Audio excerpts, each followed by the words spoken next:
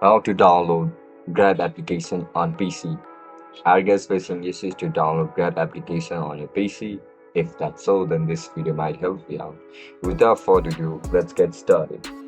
Grab application cannot be directly installed on PC. If you want to launch it on your PC, then you need to download emulator first. Emulators like BlueStack and GameLoops helps to launch Android applications. Download BlueStack on your PC. Once you download BlueStack, go over your Play Store and search for Grab application. Now tap on download. Once you download it, you can launch Grab application on your PC very easily. And that's it guys. That's how you're gonna download Grab application on your PC. If you guys found this video helpful, don't forget to like, share and subscribe to our channel.